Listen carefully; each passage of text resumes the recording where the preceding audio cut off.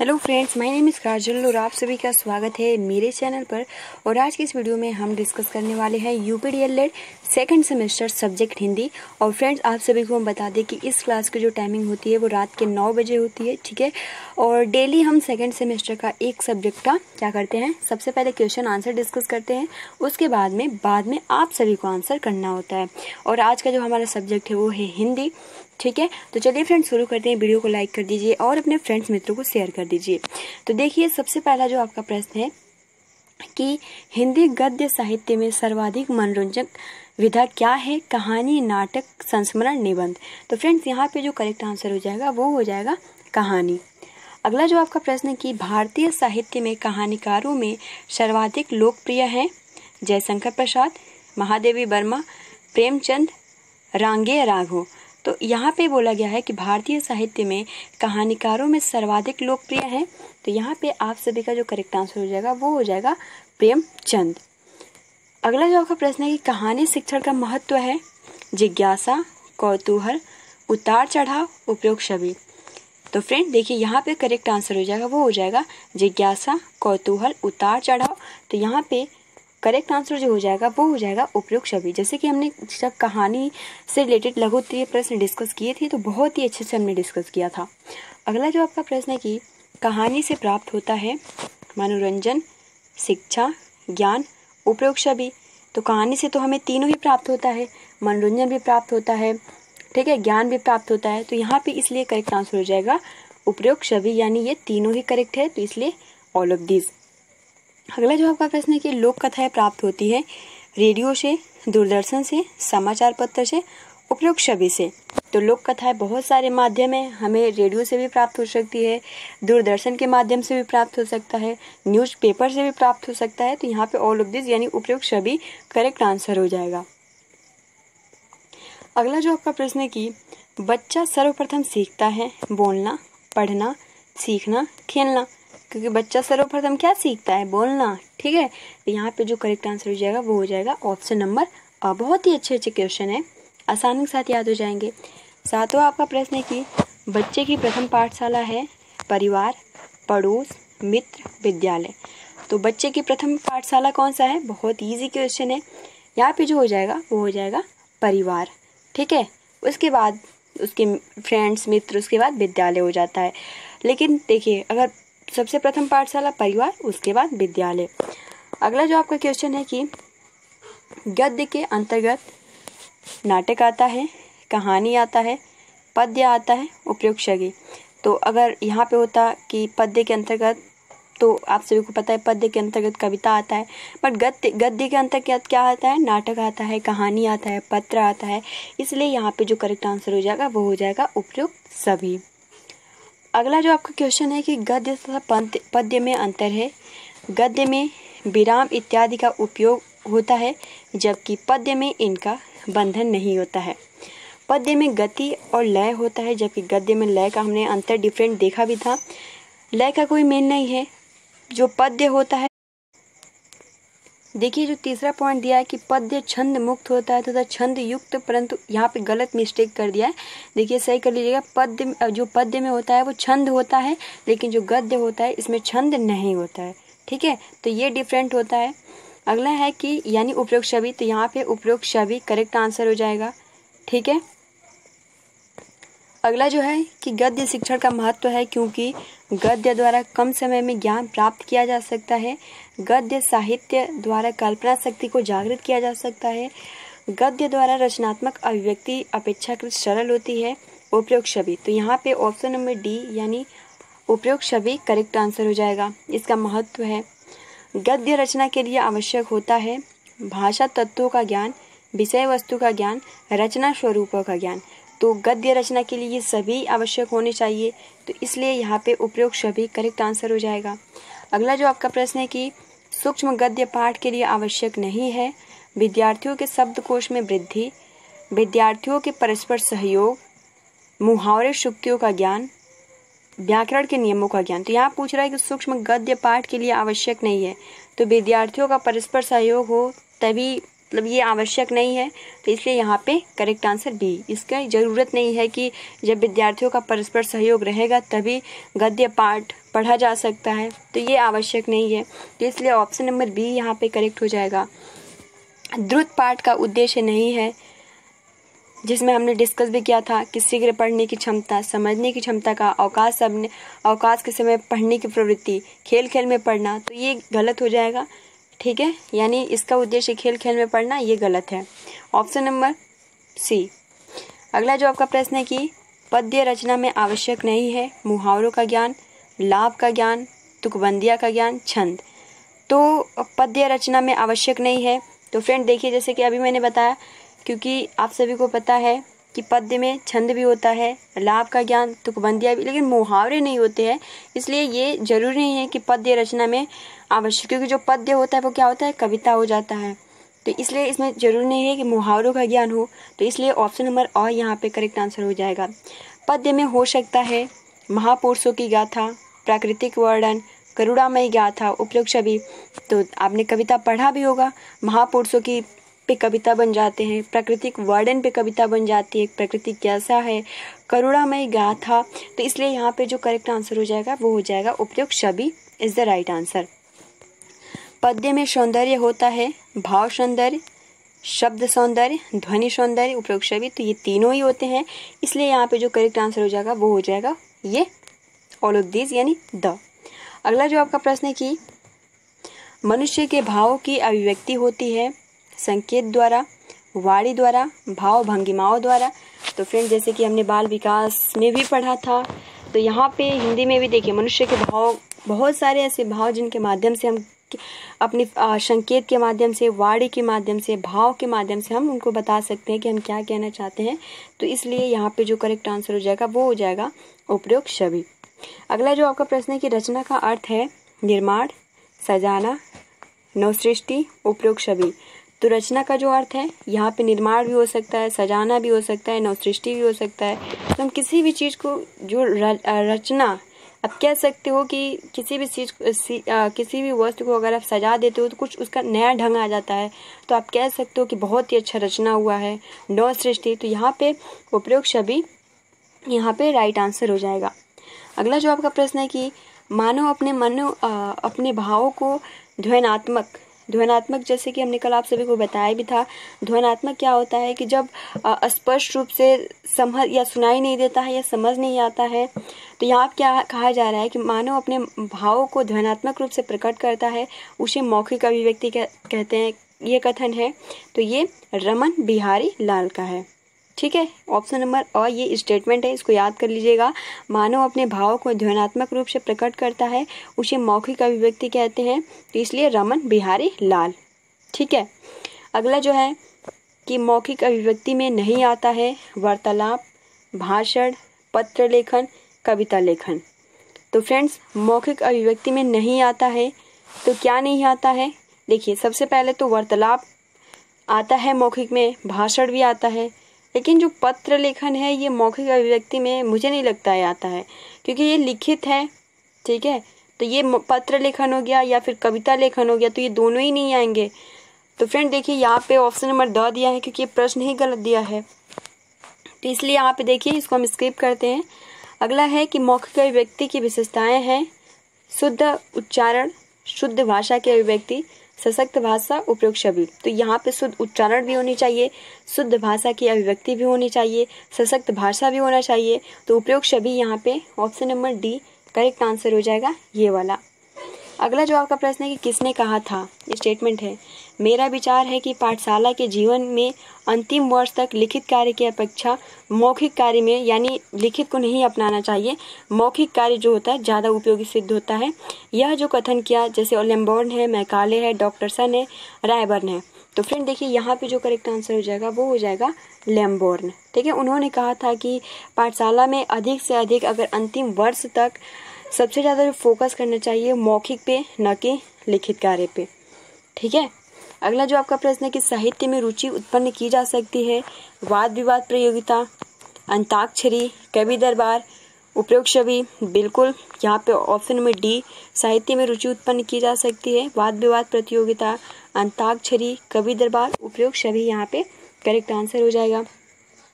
अगला आपका 24 प्रश्न है कि निम्नलिखित अभिव्यक्ति का उद्देश्य है। स्वतः लेखन में रुचि, श्रुति लेखन, शब्दकोश में वृद्धि, उपयुक्त छवि। तो देखिए, स्वतः लेखन में रुचि, इसका पहला भी उद्देश्य हो जाता है। सुन के लिखते हैं, वो भी उसका उद्देश्य हो जाता है। शब्दकोश में वृद्धि, क्योंकि हम जब लिखते हैं तो शब्दकोश में वृद्धि भी होती है। तो यहाँ पे ऑल ऑफ दिस, यहाँ पे द करेक्ट आंसर हो जाएगा। लिखित अभिव्यक्ति के ये उद्देश्य होते हैं।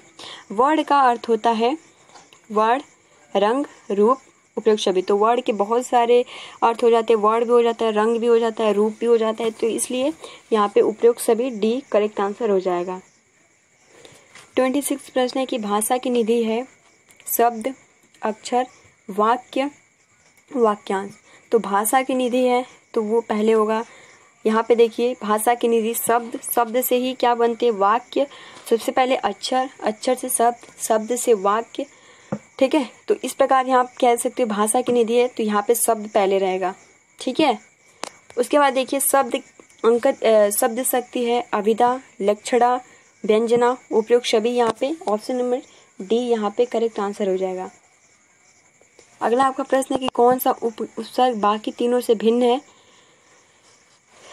अबोध, कपूत, अनमोल, अध्यापका। तो फ्रेंड्स आप देख सकते हो कि जो आपका ये तीनों से भिन्न लग रहा है अनमोल, ठीक है। तो इसलिए आप पे ऑप्शन जो है यहाँ पे सी करेक्ट आंसर हो जाएगा। आप चलिए मॉक टेस्ट की तरफ बढ़ते हैं। 28 हमने क्वेश्चन डिस्कस किया जो कि बहुत ही महत्वपूर्ण है। तो चलिए फ्रेंड्स शुरू करते हैं। आप सभी आंसर दीजिएगा, जिसमें आपका सबसे पहला प्रश्न है कि हिंदी गद्य साहित्य में सर्वाधिक मनोरंजक विधा क्या है। कहानी, नाटक, संस्मरण, निबंध। बताइए फ्रेंड्स। आप सभी को 5 सेकेंड की टाइमिंग दी जाएगी।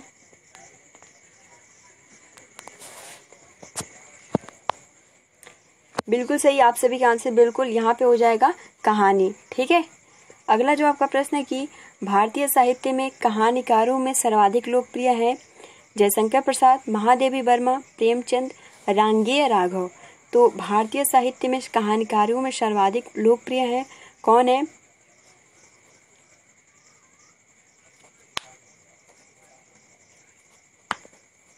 बिल्कुल सही, यहाँ पे हो जाएगा प्रेमचंद, ठीक है। अगला आपका प्रश्न है कि कहानी शिक्षण का महत्व है जिज्ञासा, कौतूहल, उतार चढ़ाव, उपयुक्त छवि। तो कहानी शिक्षण का महत्व है, बताइए फ्रेंड्स क्या होगा।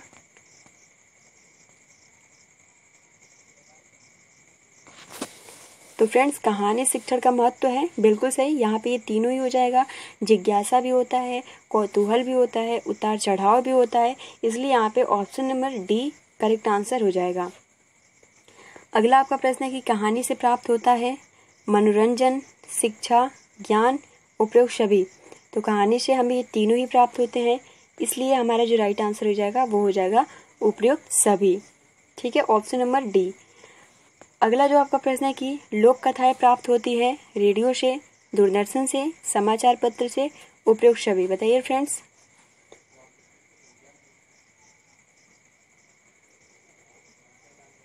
तो फ्रेंड्स देखिए, यहाँ पे लोक कथाएं प्राप्त होती हैं, यहाँ पे उपयुक्त छवि, क्योंकि हमें रेडियो से भी प्राप्त हो जाता है, दूरदर्शन से भी प्राप्त हो जाता है, समाचार पत्र से भी प्राप्त हो जाता है, तो यहाँ पे हो जाएगा उपयुक्त छवि। अगला आपका है कि बच्चा सर्वप्रथम सीखता है बोलना, पढ़ना, सीखना, खेलना। तो बच्चा सर्वप्रथम सीखता है, बताइए फ्रेंड्स।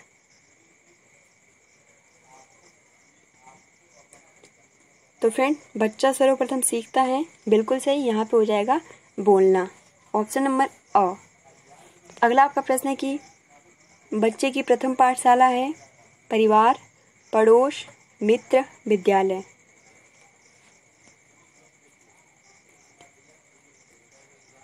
तो फ्रेंड बिल्कुल सही, बच्चे की प्रथम पाठशाला है वो है परिवार, ऑप्शन नंबर अ। अगला आपका प्रश्न है कि गद्य के अंतर्गत आता है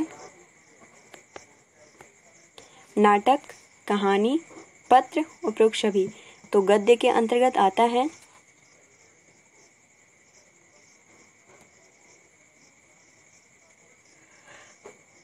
बिल्कुल सही फ्रेंड्स, यहाँ पे हो जाएगा गद्य के अंतर्गत आता है उपयुक्त छवि। ठीक है, नाटक भी आता है, कहानी भी आता है, पत्र भी आता है, उपयुक्त छवि यहाँ पे करेक्ट हो जाएगा। अगला है कि गद्य तथा पद्य में अंतर है। गद्य में विराम इत्यादि का उपयोग होता है जबकि पद्य में नहीं होता है। पद्य में गति और लय होता है जबकि गद्य में लय का कोई मेल नहीं होता है। पद्य में छंद होता है, देखिए पद जो होता है छंद होता है, बट जो आपका गद्य होता है इसमें छंद नहीं होता है। इसमें कुछ टाइपिंग गलत कर दिया है, इसलिए आप इसको सही कर लीजिएगा। उपयुक्त छवि, तो यहाँ पे आप सभी का आंसर क्या होगा?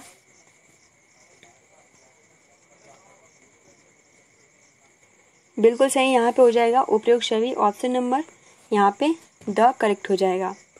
अगला आपका प्रश्न है कि गद्य शिक्षण का महत्व है क्योंकि गद्य द्वारा कम समय में ज्ञान प्राप्त किया जा सकता है। ऑप्शन नंबर 2, गद्य साहित्य द्वारा कल्पना शक्ति को जागृत किया जा सकता है। ऑप्शन 3, गद्य द्वारा रचनात्मक अभिव्यक्ति अपेक्षाकृत सरल होती है। All of this.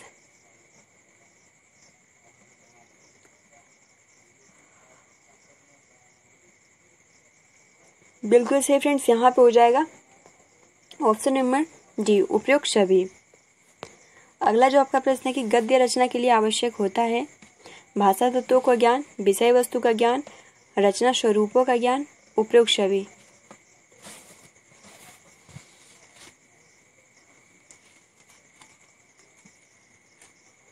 बिल्कुल सही फ्रेंड्स, यहाँ पे हो जाएगा गद्य रचना के लिए आवश्यक होता है भाषा तत्वों का ज्ञान, विषय वस्तु का ज्ञान, रचना स्वरूपों का ज्ञान, उपयुक्त छवि यहाँ पे राइट आंसर हो जाएगा। ठीक है, अगला जो आपका प्रश्न है कि सूक्ष्म गद्य पाठ के लिए आवश्यक नहीं है।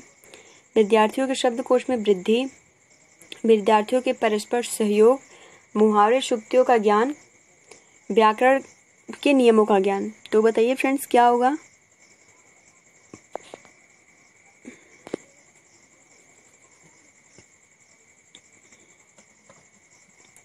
बिल्कुल सही, यहाँ पे हो जाएगा सूक्ष्म गद्य पाठ के लिए आवश्यक नहीं है विद्यार्थियों में परस्पर सहयोग। ठीक है, ऑप्शन नंबर बी। अगला आपका क्वेश्चन है कि द्रुत पाठ का उद्देश्य नहीं है शीघ्र पढ़ने की क्षमता, समझने की क्षमता, खेल खेल में पढ़ना, अवकाश समय पढ़ने की प्रवृत्ति। तो बताइए फ्रेंड, द्रुत पाठ का क्या इन चारों में से उद्देश्य नहीं है?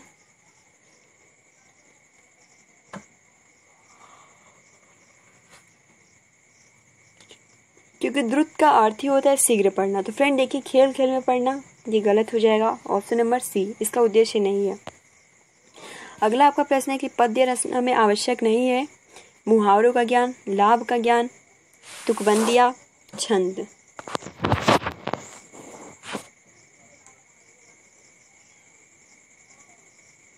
तो फ्रेंड्स यहाँ पे हो जाएगा मुहावरों का ज्ञान। ठीक है, ऑप्शन नंबर और यहाँ पे करेक्ट आंसर हो जाएगा क्योंकि पद्य में मुहावरे नहीं होते हैं, है ना। अगला आपका प्रश्न है कि पद्य में हो सकता है महापुरुषों की गाथा, प्राकृतिक वर्णन, करुणामयी गाथा, उपयुक्त छवि। तो पद्य में हो सकता है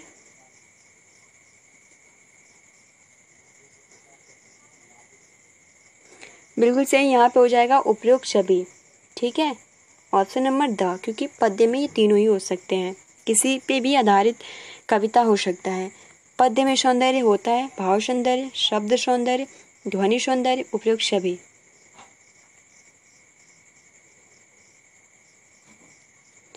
तो फ्रेंड्स पद्य में सौंदर्य होता है, बिल्कुल सही, यहाँ पे हो जाएगा उपयुक्त छवि क्योंकि ये तीनों ही होता है भाव सौंदर्य, शब्द सौंदर्य, ध्वनि सौंदर्य, उपयुक्त छवि इज द राइट आंसर।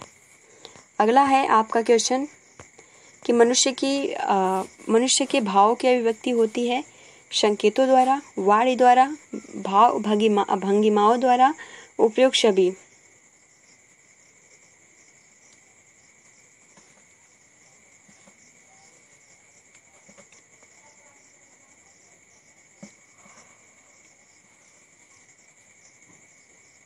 बिल्कुल सही फ्रेंड्स, यहाँ पे हो जाएगा आप सभी का उपयुक्त छवि।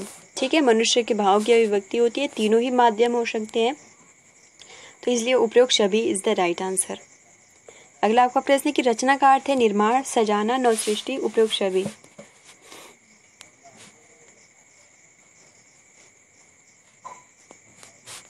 तो रचना का अर्थ क्या होता है बताइए फ्रेंड्स।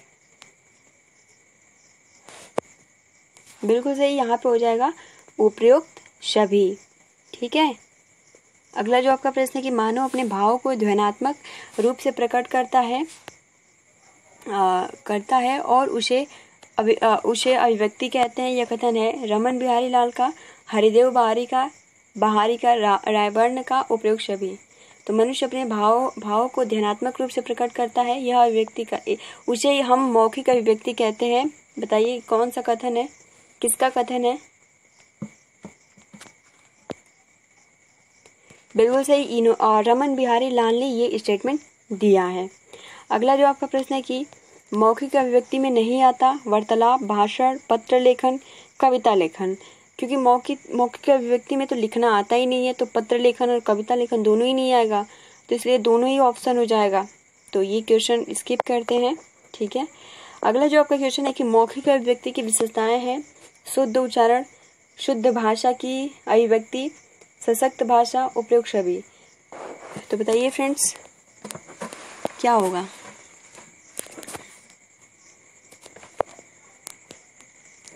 बिल्कुल सही, यहाँ पे हो जाएगा मौखिक अभिव्यक्ति की विशेषताएं हैं, तो यहाँ पे हो जाएगा उपयुक्त सभी।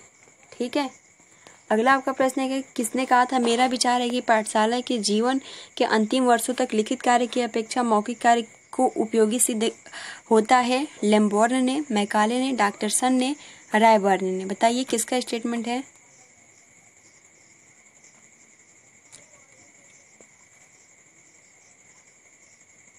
बिल्कुल सही, यहाँ पे हो जाएगा लेम्बोर्न। ठीक है।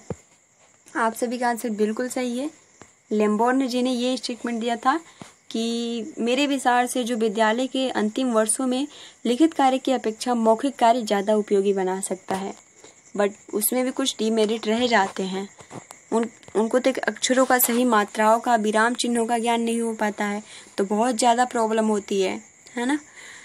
23 आपका प्रश्न है कि साहित्य में रुचि उत्पन्न की जा सकती है। वाद विवाद प्रतियोगिता, अंताक्षरी, कवित्र बार, उपयोग सभी। तो साहित्य में उत्पन्न की जा सकती है किस तरीके से।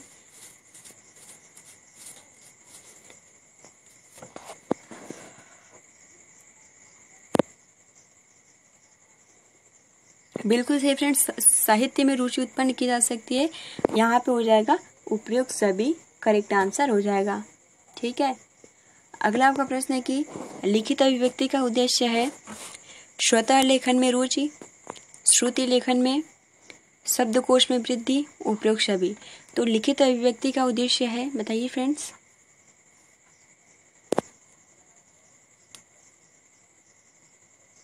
तो फ्रेंड्स लिखित अभिव्यक्ति का उद्देश्य है, तो यहाँ पे हो जाएगा उपयोग सभी। ठीक है। ऑप्शन नंबर डी यहाँ पे करेक्ट आंसर हो जाएगा। अगला आपका है कि वर्ड का अर्थ है वर्ण, रंग, रूप, उपयोग सभी। तो वर्ड का अर्थ क्या होता है बताइए फ्रेंड्स।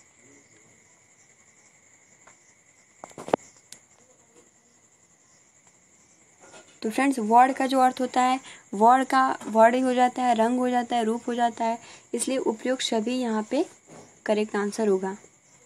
अगला है भाषा की निधि है शब्द, अक्षर, वाक्य, वाक्यांश।